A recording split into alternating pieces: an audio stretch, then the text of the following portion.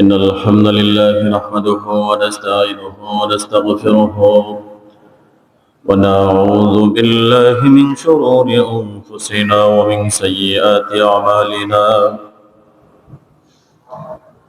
من يهد الله فلا مضل له ومن يضلل فلن تجد له وليا مرشدا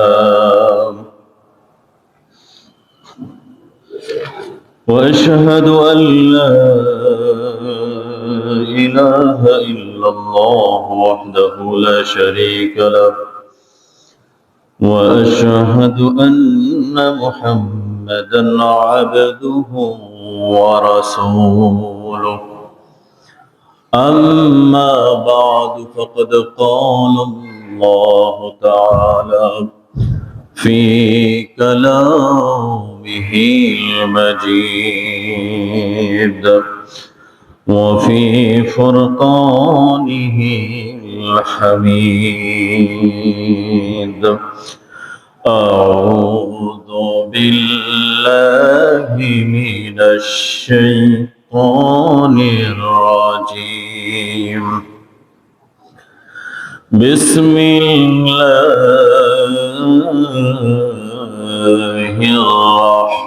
الرحمن الرحيم ومن آياته أن خلق لكم من أنفسكم أزواجا لتسكنوا إليها وجعل بينكم مودة ورحمة وقال رسول الله صلى الله عليه وسلم الدنيا كلها متاع وخير متاع الدنيا المرأة الصالحة وقال تعالى إن الله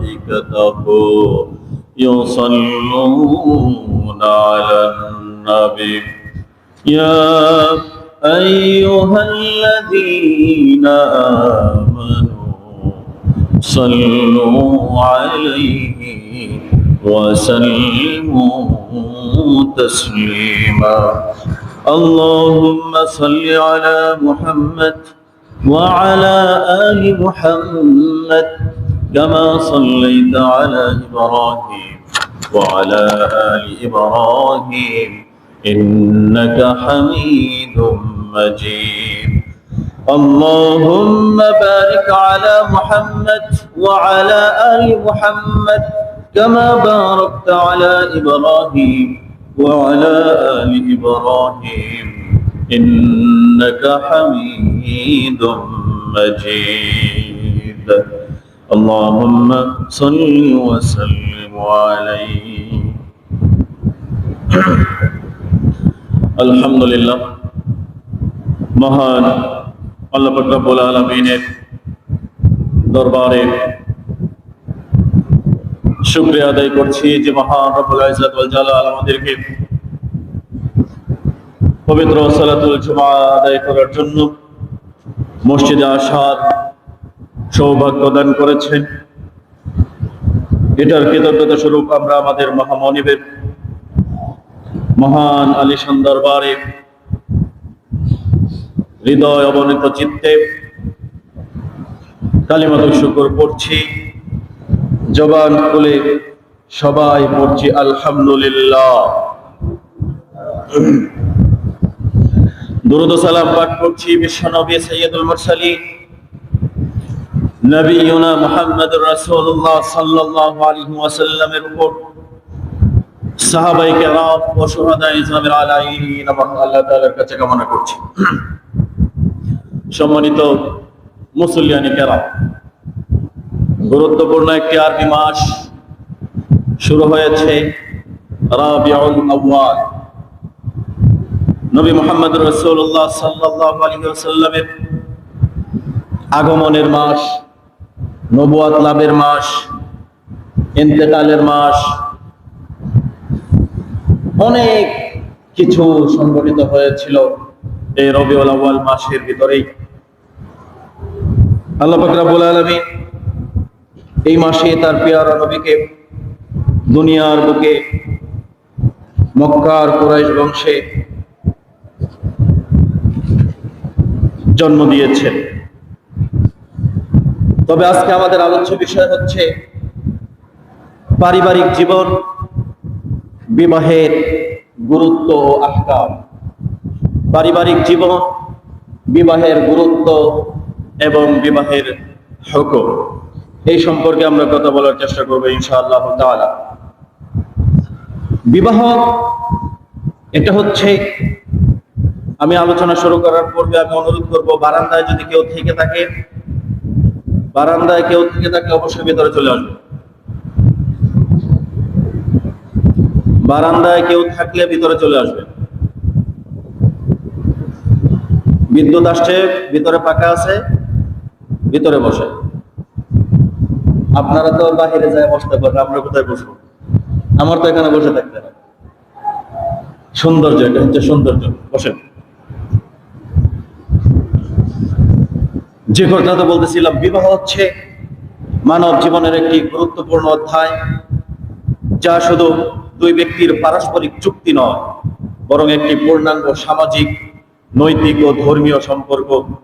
ইসলাম বিবাহকে শুধু বৈধ উপায়ে দাম্পত্য জীবন শুরু করার মাধ্যম হিসেবে দেখা হয় না, বরং এটি একটি ইবাদত এবং নবিয়ুনা মুহাম্মদুর রাসূলুল্লাহ সাল্লাল্লাহু আলাইহি ওয়াসাল্লামের গুরুত্বপূর্ণ একটি সুন্নাহ হচ্ছে বিবাহ পদ্ধতি। বিবাহের গুরুত্ব ও ফজিলত। বিবাহের ব্যাপারে আল্লাহ নির্দেশ দিয়েছেন, আল্লাহ নিজেই নির্দেশ দিয়েছেন বিবাহের ব্যাপারে। বিবাহ করার জন্য আল্লাহ নির্দেশ দিয়েছেন।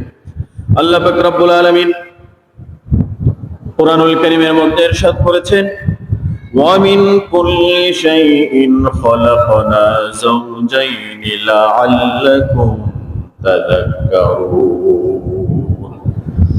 আমি প্রত্যেক বস্তুকে সৃষ্টি করেছি জোড়ায় জোড়ায়। সুবহানাল্লাহ বলেন না? এই পৃথিবীতে আপনি যা দেখেন, যা আপনার চোখের দৃষ্টিতে আসে, যা আপনার চোখের দৃষ্টিতে আসে না, সব কিছু আল্লাহ দুইটা করে জোড়ায় জোড়ায় বানিয়েছে।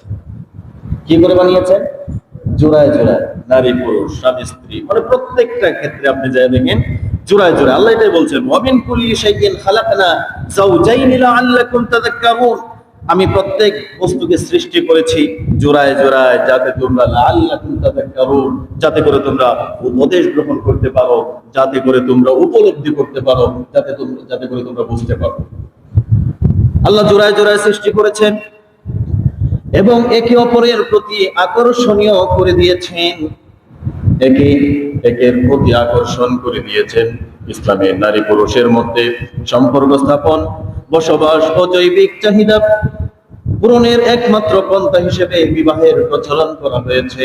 এছাড়া বিবাহ ব্যতি রেখে অন্য যতভাবে জৈবিক চাহিদা মেটানো হয়, এই সবগুলো হচ্ছে নিষিদ্ধ এবং হারাম পদ্ধতি, যার কারণে উপযুক্ত হওয়ার পরে বিয়ে করতে হয়, উপযুক্ত হওয়ার পরে বিবাহ করা লাগে। এজন্য প্রত্যেক অভিভাবকের, তাদের অধীনস্থ যারা আছে, তাদের কর্তব্য হলো তাদের বয়ঃপ্রাপ্ত সন্তানদেরকে বিয়ের মাধ্যমে তাদেরকে বিবাহের ব্যবস্থা করে দেওয়া। আল্লাহ তাআলা নির্দেশ দিয়েছেন, ওয়া আনকিহুল আয়ামা মিনকুম ওয়াস-সালিহিনা মিন ইবাদিকুম ওয়া ইমাইকুম। তোমাদের মধ্যে যারা স্বামীহীন তাদের বিবাহ সম্পাদন করুক, এবং তোমাদের দাস দাসীদের মধ্যে যারা সৎ তাদেরও বিবাহের ব্যবস্থা করে দাও। অর্থাৎ যারা স্বামীহীন, বিবাহ হয়নি, তাদের বিবাহের ব্যবস্থা করো। আবার যাদের, অনেকে আছে, আমাদের দেশের একটা ভুল পদ্ধতি হচ্ছে, শুধু আমাদের দেশে নয়, হিন্দু সম্প্রদায়ের মধ্যেও ভুল একটা প্রথা ছিল, যদিও এটা এখন নাই। একটা সময় ছিল হিন্দুদের মধ্যে যদি বিবাহ হওয়ার পর স্বামী যদি মারা যেত, এই স্ত্রী আর বিবাহ করতে পারতো না। সতীদাহ প্রথা, এই বিধানটা ছিল, তখন আর বিয়ে করতে পারতো না। তাদের ইয়া ছিল কি, স্বামী মারা গিয়েছে, স্বামীর সাথে জীবন্ত স্ত্রীকেও পুড়িয়ে মারা হতো। এটা ছিল হিন্দু ধর্মের একটা সিস্টেম। কিন্তু এটা লর্ড বেন্টিক নামের একজন বিজ্ঞানী তিনি এই প্রথাটাকে বিলুপ্ত করেছেন। এখন আর এই প্রথা নেই। আর আমাদের মধ্যে একজন বিবাহ বন্ধনে আবদ্ধ হওয়ার পরে হয়তো একটা সন্তান হয়েছে অথবা সন্তান হয়নি, তখন এই বেদবা যদি আবার বিয়ে করে তখন তার বদনাম করে মানুষ, করে কিনা? যাহারে স্বামী মরছে আবার বিয়ে করছে, বিয়ে করার জন্য পাগল হয়েছে, কেন করবে না? তার একটা জীবন আছে না? তার জীবন আছে। বিবাহ হলে যদি বিয়ের সবকিছু ঠিকঠাক থাকে তাহলে এই বিবাহিত বিবাহ করতে পারবে। ওয়ানকিহুল আয়ামা মিনকুম ওয়াসসালিহিনা মিন ইবাদিকুম ওয়া ইমাইকুম। আল্লাহ পাক রব্বুল আলামিন বলছেন, তোমাদের মধ্যে যারা স্বামীহীন তাদের বিবাহ সম্পাদন করো, এবং যারা দাস দাসী আছে তারাও, তাদের মধ্য থেকেও যারা সৎ আছে তাদেরকে বিবাহের ব্যবস্থা করে দাও। এখন দেখেন বিবাহের উপকারিতা কি। বিবাহের মাধ্যমে মানুষ তার দৃষ্টিকে অর্থাৎ নজরকে হেফাজত করতে পারে, লজ্জাস্থানের হেফাজত করতে পারে, চরিত্রকে হেফাজত করতে পারে বিবাহের মাধ্যমে। যার কারণে আল্লাহর নবী বিশ্ব নবী মুহাম্মদুর রাসূলুল্লাহ সাল্লাল্লাহু আলাইহি ওয়াসাল্লাম হাদিসের মধ্যে ইরশাদ করেছেন, ইয়া মাশারাশ শাবাব মান ইসতাতাআ মিনকুমুল বাআতা ফালইয়াতাযাওয়াজ ফাইন্নাহু আগাদ্দু লিল বাসারি ওয়া আহসানু লিল ফারাজ। আল্লাহর নবী বলেছেন, হে যুবক সমাজ, তোমাদের মধ্যে যারা বিবাহের সামর্থ্য রাখে তাদের উচিত বিবাহ করা। ইয়া মাশারাশ শাবাব, শাবাব শব্দের অর্থ হচ্ছে যুব সমাজ। আল্লাহ রাসূল সাল্লাল্লাহু আলাইহি ওয়াসাল্লাম যুবকদেরকে উদ্দেশ্য করে বলছেন, ইয়া মাশারাশ শাবাব, ও হে যুব সমাজ, ও যুবকেরা, কি করো?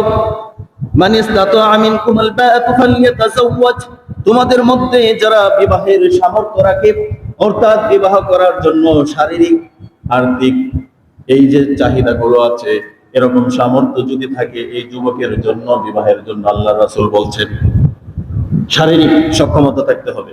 যার শারীরিক সক্ষমতা নাই তার বিবাহ করার দরকার নাই। এই বিবাহের মাধ্যমে আরো অশান্তি সৃষ্টি হয় সমাজে, ঠিক কিনা বলেন?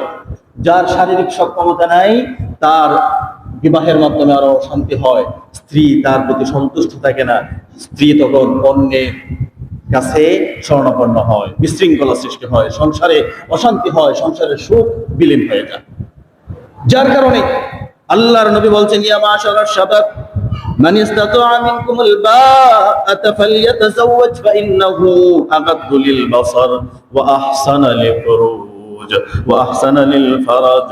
হে যুব সমাজ, তোমাদের মধ্যে যাদের সামর্থ্য আছে তোমরা বিবাহ বন্ধনে আবদ্ধ হও, তাদের উচিত বিবাহ করা, কেননা বিবাহের কারণে আগাদ্দু লিল বাসার, তার দৃষ্টির হেফাজত হয়। সুবহানাল্লাহ।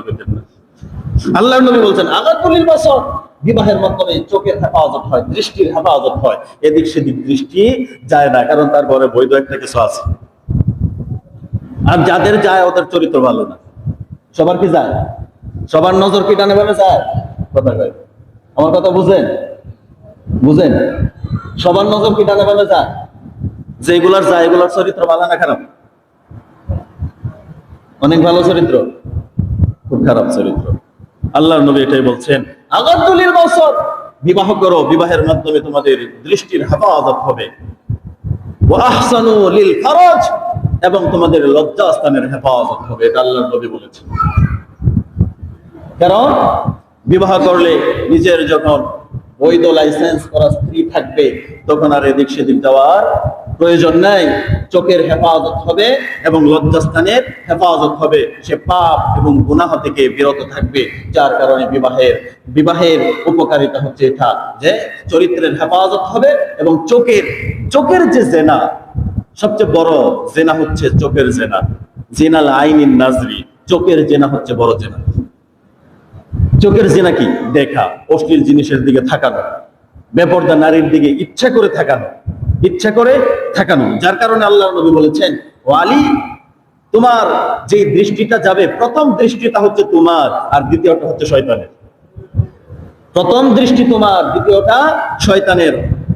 অন্যের স্ত্রীর প্রতি, অপর নারীর প্রতি দৃষ্টি নিক্ষেপ করা, দৃষ্টি দেওয়া, এটা হচ্ছে শয়তানের কাজ। এখন আপনি রাস্তাঘাটে চলতেছেন, যেহেতু বর্তমান সমাজে মহিলারা রাস্তাঘাটে চলাফেরা করে, ইচ্ছা মতো চলাফেরা করে, আপনার নজর চলেই যায়, নজর চলে যেতেই পারে। চলে যাওয়ার সাথে সাথে আপনার দৃষ্টিকে আপনি কি করবেন? নিয়ন্ত্রণ করে ফেলবেন। আপনার তখন আর অন্যায় নয়, পাপ নয়। কিন্তু যেহেতু একবার থাকানো যায়, এই চিন্তা করে থাকাইছি, চোখের নজর আর সরাবো না, এক দেখাতে তৃপ্তি মিটায় নেব, এরকম চরিত্রের খারাপ আছে না নেই?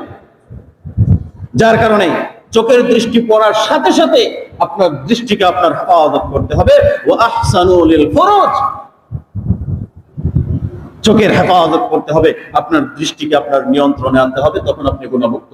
কিন্তু যদি একবার থাকাই থাকেন, যে একবার যেহেতু থাকানো যায় ইচ্ছা মতো দেখবো, এই থাকানোটাও আর আপনার থাকে না, এই থাকানোটা তখন শয়তানের থাকানো হয়ে যায়, আর শয়তানের থাকানো হওয়ার কারণে আপনি গুনাহের ভাগীদার হয়ে যাবেন।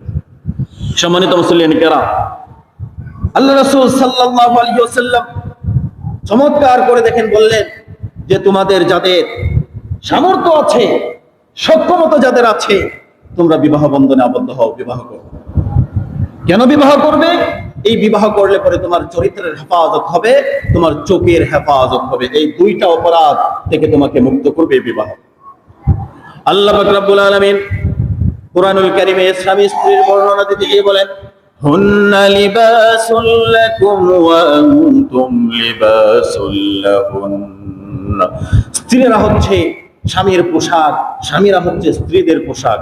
কি সুন্দর উপমা আল্লাহ দিলেন, যে স্ত্রীরা হচ্ছে স্বামীর পরিচ্ছদ, স্বামীরা হচ্ছে স্ত্রীদের পরিচ্ছদ। কেন? কারণ আমরা আমাদের নিজেদের দোষ, ত্রুটি, সুখ, স্বাচ্ছন্দ্য, সানন্দ আমরা যেগুলো ঢেকে রাখি, এগুলো হচ্ছে আমাদের পোশাকের মাধ্যমে।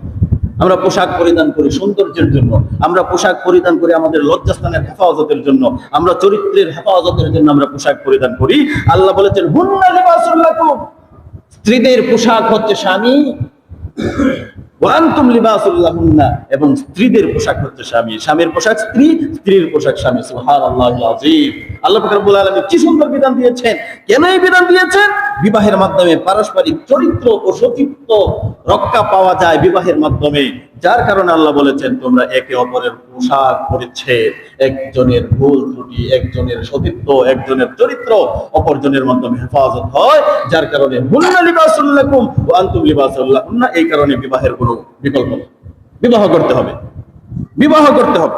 আর যে সমস্ত মানুষ বিবাহ করার পরেও যারা পরনারীর সাথে আসক্ত, বিবাহ করা ঘরে সুন্দরী রমণী, সুশ্রী, কুৎসিত নয়, বিশ্রী নয়, সুশ্রী সুঠাম দেহের অধিকারী স্ত্রী থাকার পরেও শুধু চরিত্র দোষের কারণে, নিজের স্ত্রী, সুন্দরী স্ত্রী থাকার পরেও অন্য নারীর সাথে লটর ফটর করে, এরকম চরিত্রহীন লম্পট আমাদের সমাজের রন্ধ্রে রন্ধ্রে পরতে পরতে লুকায়িত আছে, সমাজের রন্ধ্রে রন্ধ্রে। অথচ নিজের ঘরের স্ত্রী অত্যন্ত সুন্দরী, সুশ্রী, কিন্তু এরপরেও আরেকজনেরটার প্রতি নজর। এই নজর কেন? এই নজর কেন হয়? সাহস আর হচ্ছে অদ্যত্বতা দেখানো। কারণ আমাদের সমাজে কোরআনী আইন কায়েম নয়। যদি কোরআনী আইন যদি কায়েম হতো তাহলে এরকম করতে পারতো না। কয়েক জুম্মা আগে বলেছিলাম যে যদি কোনো বিবাহিত পুরুষ কোনো বিবাহিত নারীতে অবৈধ সম্পর্ক যদি করে, জেনা যদি করে, তাহলে তাদের হত্যা হচ্ছে কি? জনসম্মুখে, লোক সম্মুখে তাদেরকে পাথর মেরে রাজম, পাথর মেরে হত্যা করতে হবে। এটা হচ্ছে কোরআনের।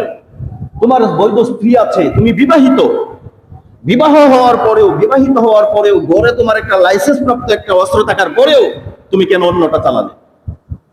এটার শাস্তি স্বরূপ তাকে পাথর মেরে হত্যা। আর যদি অবিবাহিত হয় তাহলে তার জন্য পাথর মেরে হত্যা নয়, তার জন্য বেত্রাঘাত। কারণ সে অবিবাহিত, ভুল ক্রমে শয়তানের প্ররোচনায় সে পাপে লিপ্ত হয়েছে, তার জন্য তখন বেত্রাঘাত।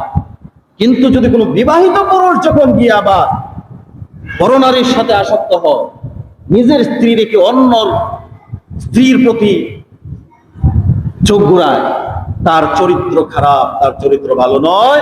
এই চরিত্র ঠিক করার জন্য কোরআনের শাসনের প্রয়োজন। আমার সম্মানিত বন্ধুগণ, 3 নাম্বার হচ্ছে বিবাহ করা সকল নবীদের সুন্নাহ। পৃথিবীতে যত নবী এসেছেন সকল নবীদের সুন্নাহ হচ্ছে বিবাহ করা, যার কারণে বিবাহ করতে হয়। আল্লাহ পাক রব্বুল আলামিন কুরআনুল কারীমের মধ্যে বলছেন, ওয়ালাকাদ আরসালনা রাসূলাম মিন ক্বাবলিকা ওয়া জাআলনা লাহুম আজওয়াজাও ওয়া যুররিয়্যাহ আল্লাহ পাক রব্বুল আলামিন বলছেন, তোমার পূর্বে আমরা অনেক রাসূল প্রেরণ করেছিলাম এবং তাদেরকে স্ত্রী এবং সন্তান সন্ততি দিয়েছিলাম। সুবহানাল্লাহ। মানে প্রত্যেক নবীকেই আল্লাহ বিবাহের ব্যবস্থা করেছে, সন্তান স্ত্রী সন্তান সকল নবীদেরকে আল্লাহ পাক রব্বুল আলামিন দিয়ে সংসারকে পরিপূর্ণ করেছে।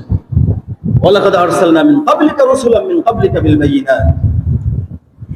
প্রত্যেক নবীকেই বিবাহের ব্যবস্থা করেছেন। এটা হচ্ছে নবীদের সুন্নাহ, যার কারণে নবীদের সুন্নাহ আমাদের জন্য পালন করা অপরিহার্য, আমাদের জন্য পালন করা অপরিহার্য, বিয়ের মাধ্যমে বিবাহ করা। এরপরে 4টি কাজ সকল রাসূলের সুন্নাহ, 4টা কাজ সকল রাসূলের মধ্যেই ছিল। এই 4টি কাজ আমাদেরও করতে হবে এবং করা লাগবে এবং করা উত্তম। এর মধ্যে আল্লাহর নবী বলেছেন, আন আবি আইয়ুব রাদিয়াল্লাহু তাআলা আনহু قال قال رسول الله صلى الله عليه وسلم أربع من سنن المرسلين الحياء والتعطر والسواك والنكاح। 4টা বিষয় বলেছেন আল্লাহ রাসূল, সুন্দর করে দেখবেন। বিষয়গুলো সহজ কিন্তু আমরা বুঝি না। আল্লাহর রাসূল সাল্লাল্লাহু আলাইহি ওয়াসাল্লাম বলেছেন, আবু আইয়ুব রাদিয়াল্লাহু তাআলা আনহু হাদিসটা বর্ণনা করছেন, তিনি বলেন নবী করিম সাল্লাল্লাহু আলাইহি ওয়াসাল্লাম বলেছেন, 4টি বিষয় হলো প্রত্যেক নবীদের সুন্নাহ, মিন সুনানিল মুরসালিন। প্রত্যেক নবীদের সুন্নাহ হচ্ছে 4টা জিনিস। 1 নাম্বার আল হায়া, লজ্জা। কি? যার মধ্যে লজ্জা নাই তার মধ্যে কিচ্ছু নেই, যার মধ্যে লজ্জা নাই তার মধ্যে কিচ্ছু নেই। সমাজে আপনারা চলাফেরা করেন, আমরা চলাফেরা করি, সবাই যা করে সবাই তা করতে পারে না, অনেকেই যা করে সবাই তা করতে পারে না। একজনে মনে করেন রাস্তা দিয়ে হাঁটতেছে, অশ্লীল ভাবে চলতেছে, কিন্তু আপনি পারেন না। কারণ কি? যে চলতেছে তার লজ্জা নেই, যে চলতেছে তার কি নাই? কোরআন এবং হাদিসের কথাগুলো মিলায়। 1 নাম্বার হচ্ছে নবীদের সুন্নাহ হচ্ছে, 1 নাম্বার হচ্ছে আল হায়া, অর্থাৎ লজ্জা। যার মধ্যে লজ্জা নাই তার মধ্যে কোনো কিছু নাই, তার মধ্যে মনুষ্যত্ব নাই, কিচ্ছু নেই। কারণ লজ্জা না থাকলে সে যা ইচ্ছা তা করতে পারে। আপনি এখন চিন্তা করে যে আমি মসজিদ থেকে বের হয়ে আমার জীবনের লজ্জা স্বরূপ আমি সব নষ্ট করে ফেলবো, হারিয়ে ফেলবো, আমি যা ইচ্ছা তা করবো, আপনি দেখবেন সব করতে পারবেন লজ্জা যদি না থাকে। মুরব্বির সামনে যুবকরা 2 আঙ্গুলের চিপার মধ্যে লম্বা লম্বা সিগারেট ধরায়া হাঁটে আর খায়, কিসের জন্য? লজ্জা নাই। হাফ প্যান্ট পরে যুবক ছেলে, হাফ প্যান্ট পরে 20 বছর 25 বছর 35 বছরের যুবক, নিজে বিবাহ করেছে, ঘরে বিবাহ উপযুক্ত কন্যা আছে, স্ত্রী আছে, মা আছে, বোন আছে, সব আছে। এই নির্লজ্জ বেহায়াও কি করে? হাফ প্যান্ট পরে সমাজে চলাফেরা করে, রাস্তা দিয়ে হাফ প্যান্ট পরে চলে। আপনি চলতে পারেন না কেন? কারণ আপনার ভিতরে লজ্জা আছে, আপনার ভিতরে হায়া আছে, আপনার ভিতরে শরম আছে। আপনি চিন্তা করেন আমি হাফ প্যান্ট পরবো কেমন করে, কিন্তু এই পশু, ওর মধ্যে লজ্জা নাই। ওর মধ্যে কি নাই? লজ্জা নাই, যার কারণে সে হাফ প্যান্ট পরে চলতে পারে। আপনি রাস্তা দিয়ে হাঁটেন, আপনার পকেটে টয়লেট টিস্যু আছে, অথবা আপনার প্রস্রাবের প্রয়োজন হয়েছে, রাস্তায় যদি বসেন আগে দেখেন কোথাও মাটি একটা টুকরা টুকরা পাওয়া যায় কিনা। আপনি প্রস্রাব করেছেন, প্রস্রাব করে ঢিলা পানি ব্যবহার করেছেন। আর একজন আপনার মতো আল্লাহর বান্দা, মুসলমান না, আব্দুর রহমান, আব্দুল সবুর, আব্দুল কুদ্দুস না, কিন্তু সে প্রস্রাব করে ছাগলের মতো এদিক সেদিক কুকুরের মতো 2টা বাড়ি দিয়ে উঠে গেছে। এরকম আছে না? তার লজ্জা নেই। লজ্জা থাকলে সে প্রস্রাব করে এরকম ভাবে উঠতে পারতো না। লজ্জা না থাকার কারণে এভাবে সে উঠে যায়। যার কারণে লজ্জা নবীদের, প্রত্যেক নবীদের 1 নাম্বার যে একটা সুন্নাহ ছিল, এটার নাম কি বলেন? সবাই বলেন আল হায়া, মানে হচ্ছে কি? লজ্জাশীলতা। নবীদের একটা সুন্নাহ হচ্ছে কি? লজ্জাশীলতা। 2 নাম্বার যে সুন্নাহটা ছিল এটা হচ্ছে আত-তাআত্তুর, সুগন্ধি ব্যবহার করা। কি ব্যবহার করা? আতর, সুগন্ধি ব্যবহার করা। অ্যালকোহল ফ্রি, অ্যালকোহল ফ্রি আতর এবং পারফিউম। যদি অ্যালকোহল ফ্রি হয় সেটা আপনি করতে পারবেন। সেন্ট, পারফিউম যেটা বডি স্প্রে, যদি অ্যালকোহল না থাকে করতে পারবেন, কিন্তু আতর ব্যবহার করাই উত্তম। এটা হচ্ছে নবীদের সুন্নাহ, আতর ব্যবহার করতেন। আতর, সুগন্ধি ব্যবহার করা হচ্ছে নবীদের সুন্নাহ। 3 নাম্বার যে আরেকটা সুন্নাহ সেটা হচ্ছে ওয়াসিওয়াক, মেসওয়াক করা। কি করা? মেসওয়াক করা। এখন যেহেতু আধুনিক যুগ, ব্রাশ, টুথপেস্ট আমরা ব্যবহার করি, হ্যাঁ করতে পারেন, কোনো সমস্যা নেই।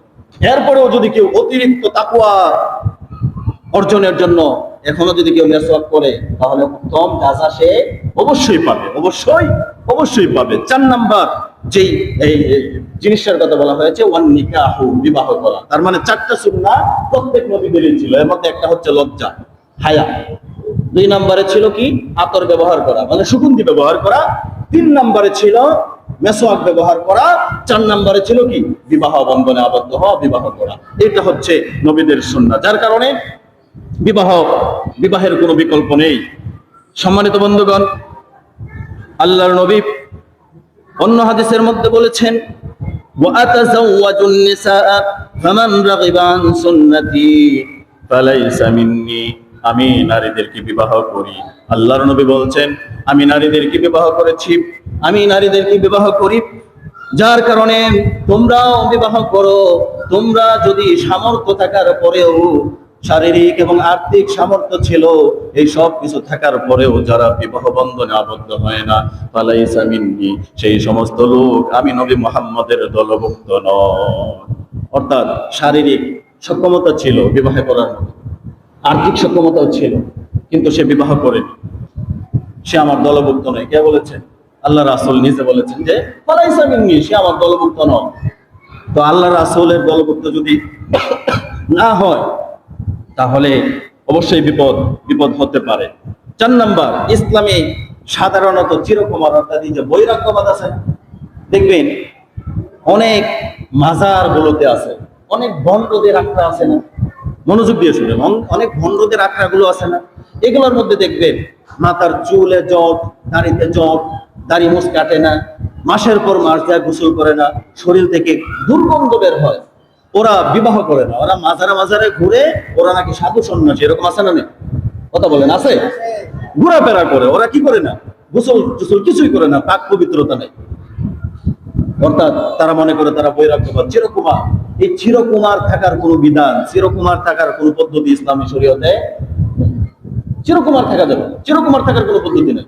শক্তি সামর্থ্য থাকার পরেও চিরকুমার থাকা যাবে না। শক্তি সামর্থ্য যদি থাকে বিবাহ করতে হবে, বিবাহ করতে হবে। যদি বিবাহ না করে, তাহলে অবশ্যই রাসূল সাল্লাল্লাহু আলাইহি সাল্লাম এবং আম্বিয়া আলাইহিস সালামদের সুন্নাহকে অবজ্ঞা করেছে। যার কারণে আল্লাহর নবী সাল্লাল্লাহু আলাইহি ওয়াসাল্লাম সাদ ইবনে আবু ওয়াক্কাস রাদিয়াল্লাহু তাআলা আনহু একটা হাদিস বর্ণনা করছেন। তিনি বলছেন, রাদ্দা রাসূলুল্লাহ সাল্লাল্লাহু আলাইহি ওয়াসাল্লাম আন উসমান ইবনে মাযউন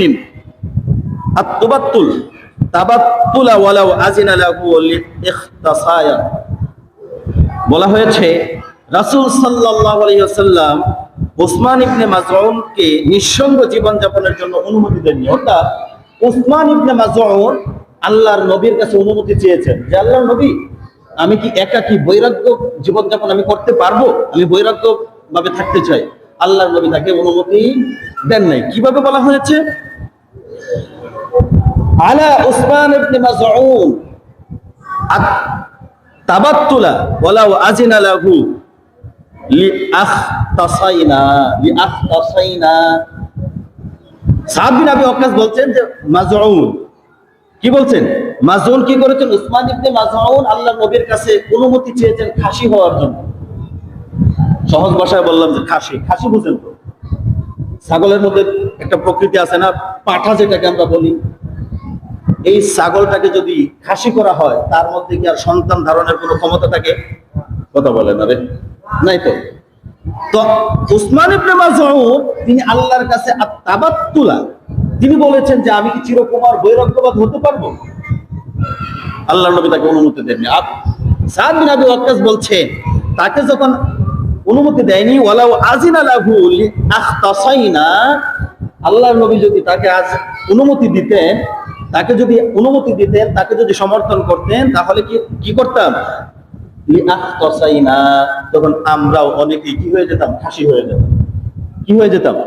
খাসি হয়ে যেতাম। কিন্তু আল্লাহ রাসূল সেই অনুমতি দেন নাই। শক্তি সামর্থ্য থাকলে অবশ্যই বিবাহ বন্ধনে আবদ্ধ হতে হবে, বিবাহ বন্ধনে আবদ্ধ হওয়া লাগবে। সম্মানিত মুসলিম কেরাম, 5 নাম্বার, বিবাহের মাধ্যমে বংশের ধারাবাহিকতা রক্ষা হয়। আপনি যে বিবাহ যদি না করেন, একটা সময় আপনার বংশ কিন্তু বিলীন হয়ে যাবে, বংশ রক্ষা হবে না, আপনার বংশের ধারাবাহিকতা রক্ষা হবে না। আপনার যদি বিবাহ না করেন, তখন এটা নষ্ট হয়ে যাবে। কেন? আল্লাহর নবী বিবাহ বন্ধনের ব্যাপারে বলেছেন, তাজাওয়াজুল ওয়াদুদাল ওয়ালুদা ফাইন্নী মুকাসিরু বিকুমুল উমাম।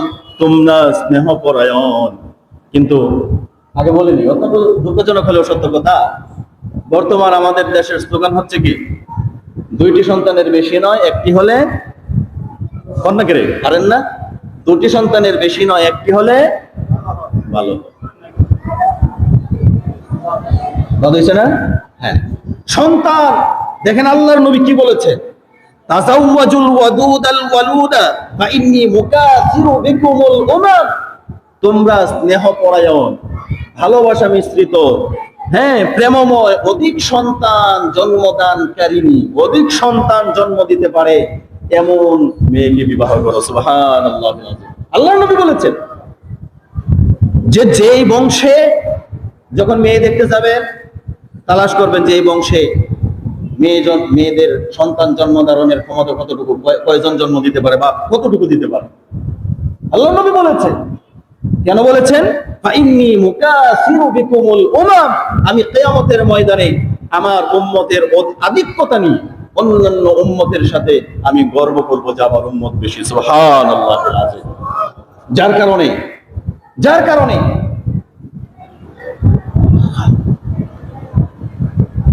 সন্তান, আরে ভাই অনেকেই সন্তান চিন্তা করে, হ্যাঁ তবে আপনার একবারে অনেক ইচ্ছে আছে, পরক্ষণে এটার পিছনে আরেকটা না, তাকে একটু স্বাবলম্বী করেন। স্বাবলম্বী বলতে তাকে উপযোগী, তাকে একটু চলাচলের উপযোগী হলে আরেকজন যদি আল্লাহ দেয় কোনো সমস্যা নেই। আপনি নিতে চান না, আপনি নেন না, যার একটা সন্তান আল্লাহ দেয় নাই তার কাছে যায় দেখেন কত হাহাকার, তার কাছে যায় দেখেন একটা সন্তানের কত মূল্য। যার কারণে আল্লাহর কাছে প্রার্থনা করে, আল্লাহ আমাকে সন্তান দেন, নেককার সন্তান দেন। আপনার কোন সন্তান যে আপনার জন্য কল্যাণকর হবে আপনি কিন্তু জানেন না, আপনি জানেন না। যার কারণে রাসূল বলছেন, তাসাওয়াজুল ওয়াদুদাল ওয়ালুদা ফাইন্নী মুকাসিরু বিকুমুল উমাম, তোমরা স্নেহপরায়ণ, প্রেমময়, অধিক সন্তান জন্মদানকারিণী কন্যাদেরকে বিবাহ করো, কেননা আমি কিয়ামতের দিন অন্যান্য উম্মতের সাথে আমার উম্মতের বেশি সংখ্যা নিয়ে গর্ববোধ করব। যার কারণে আমাদের সন্তানগুলো যেন আমাদের কল্যাণকামী হয়, আল্লাহ তৌফিক দান করুন। বিবাহের মাধ্যমে দারিদ্রতা দূর হয়, যা আশ্চর্য কথা, বিবাহের মাধ্যমে দারিদ্রতা আবার দূর হয় কেমনে? আমি এখন আছি একা, বিয়ে করে আনার পরে আর একজন আসলে হয়ে গেলাম দুইজন, দারিদ্র আবার দূর হইবে কেমনে? অভাব দূর হবে কেমনে? অভাব দূর হবে কেমনে? না, আপনি দেখেন একজন কিছুদিন পূর্বে ফেসবুকে একটা পোস্ট দেখলাম, একজন ইমাম সাহেব একটা পোস্ট করলেন যে আমি, আমার মা যখন জীবিত ছিলেন তখন আমি আমার মাকে প্রতি মাসে আমি ৩,০০০ টাকা খরচ দিতাম। কয় হাজার? ৩,০০০ টাকা আমি খরচ দিতাম। আমার মা যখন মারা গেল তখন তো এই ৩,০০০ টাকা আর আমার দেওয়া লাগে না। এই ৩,০০০ টাকা তো অটোমেটিকলি আমার সেভিংস হওয়ার কথা, আমার সেভ হওয়ার কথা, আমার ফান্ডে জমা থাকার কথা অটোমেটিকলি, কারণ ৩,০০০ টাকা তো আমি বেতন পাইয়া দিয়েই দিতাম। কিন্তু আল্লাহর কসম, আমার মা মারা যাওয়ার পরে ৩,০০০ টাকার হিসাব আমি কোনোদিন পাইনি। কারণ আমার মার রিজিক যেটা ছিল, আমার মা ততদিন ভক্ষণ করছে, আমার মা নাই, তার রিজিকও নেই। সুবহানাল্লাহ কইবেন না? শুধু এটা নয়, আল্লাহ নিজে বলছেন কোরআন। আরে ভাই, একজন ইমাম মুয়াজ্জিনের কয় টাকা বেতন দেন আপনারা? উদাহরণস্বরূপ কয় টাকা বেতন দেন? সেখান থেকে যায় দেখেন ভাই বোনদের মন রক্ষা করার চেষ্টা করতেছে, মা বাবার মন রক্ষা করার চেষ্টা করতেছে, নিজের স্ত্রী সন্তানের মন যথাসম্ভব চেষ্টা করতেছে চলার জন্য। কিন্তু আপনার 50,000 টাকা, 60,000 টাকা, 1,00,000 টাকা বেতন পান, আপনার সংসারের অশান্তি দূর হয় না। কারণ কি? এই কারণ খুঁজে বের করবে। আবার এই তহমক দিয়া হুজুরদের বেতন আটকায় রাখেন না, বাড়ানো করে না যে হুজুরেরা আল্লাহ চালায়, আল্লাহ আপনারাও চালায়, আমাদেরকেও চালায়। যার কারণে হুজুরদের ব্যাপারে, ইমাম মুয়াজ্জিনদের ব্যাপারে আপনাদেরকে চিন্তা করতে হবে যে তাদের বর্তমান দ্রব্যমূল্যের ঊর্ধ্বগতির কারণে তাদের চলাচলটা কেমনে। কোনোদিন কেউ জিজ্ঞেস করেছি?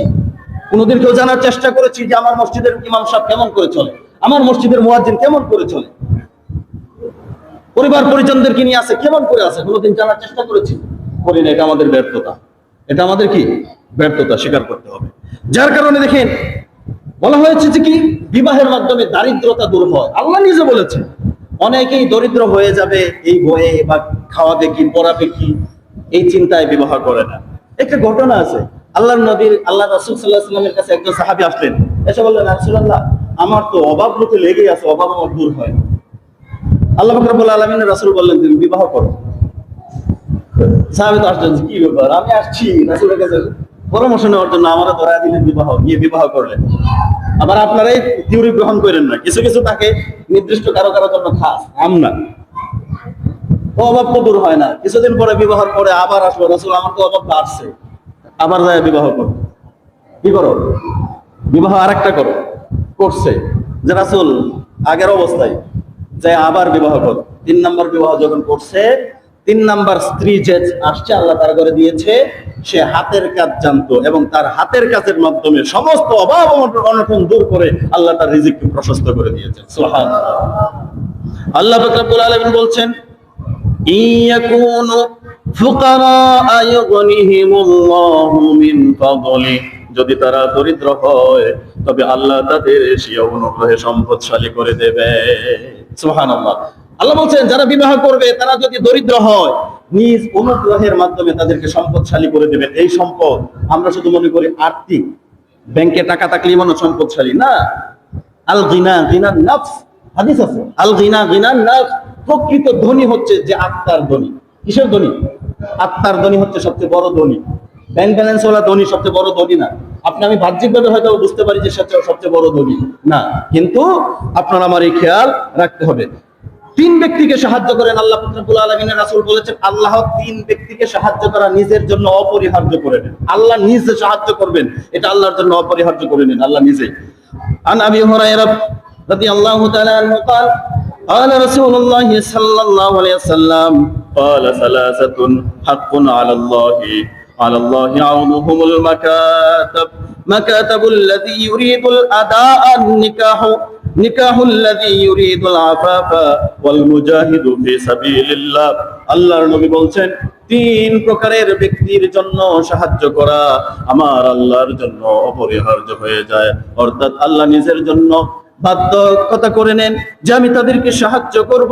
এর মধ্যে 1 নাম্বার যে ব্যক্তি, সেটা হচ্ছে আউনুহুমুল মাকাতাবুল্লাযী ইউরিদু, অর্থাৎ যে ব্যক্তি চুক্তিবদ্ধ, যে দাস, সেই চুক্তির বিনিময়ে, যে চুক্তি করা হয়েছিল সেই চুক্তির বিনিময়ে সে মুক্তি লাভ করবে, এটার জন্য যে চেষ্টা করবে যে আমার নির্দিষ্ট বিনিময় দিয়ে আমি মুক্তি লাভ করব, এই চেষ্টা যে ব্যক্তি করবে আল্লাহ পাক রব্বুল আলামিন তাকে সাহায্য করবেন।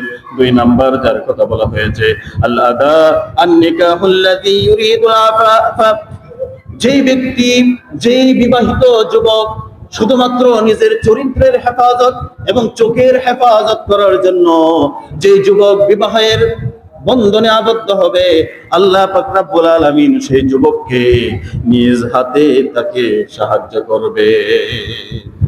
3 নম্বরে বলা হয়েছে ওয়াল মুজাহিদু ফি সাবিলিল্লাহ, 3 নাম্বার যে ব্যক্তিকে আল্লাহ পাক রব্বুল আলামিন সাহায্য করবেন সে হচ্ছে মুজাহিদ ব্যক্তি, অর্থাৎ যে আল্লাহর পথে লড়াই করার জন্য গিয়েছে, এরকম ব্যক্তিকে আল্লাহ পাক রব্বুল আলামিন সাহায্য করবেন।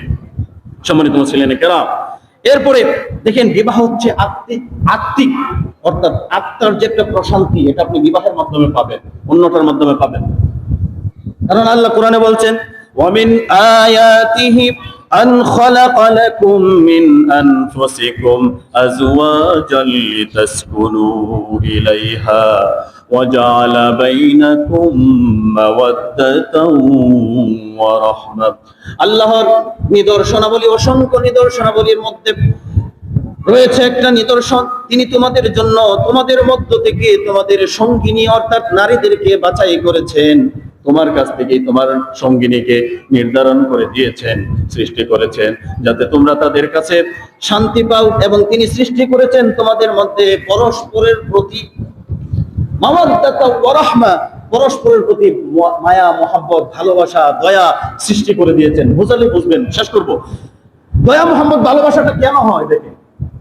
আপনি গেছেন একটা মেয়েকে বিবাহ করবেন, আপনি বরযাত্রী গেছেন, এই মেয়ের সাথে আগে আপনার দেখা নাই, 2-4 দিন আগে হয়তোবা আত্মীয় স্বজন মুরব্বীদেরকে নিয়ে গেছেন একটা মেয়েকে দেখার জন্য, এই মেয়েটাকে আপনি দেখে আসছেন, পরে আপনি গেছেন বিবাহ করার জন্য, তার সাথে আপনি বিবাহ, অর্থাৎ মেয়েটার সাথে কিন্তু আপনার তেমন পরিচয় নাই, ফোন আলাপ নাই, দেখা সাক্ষাৎ নাই, কথা নাই, আপনি তাকে বিবাহ করবেন। চিন্তা করে আপনাকে যখন ইমাম সাহেব অর্থাৎ কাজী সাহেব যখন বিবাহটা পড়ার, আপনি যখন তাকে গ্রহণ করে নেন আলহামদুলিল্লাহ পড়ে, সাথে সাথেই তার প্রতি আল্লাহ একটা চমক আকর্ষণ, একটা ভালোবাসা তার প্রতি দিয়ে দেন। এটা যদি আল্লাহ না দিতেন হতো, আল্লাহ আপনার ভিতরে এই ভালোবাসাটা দিয়ে দেন, যার কারণে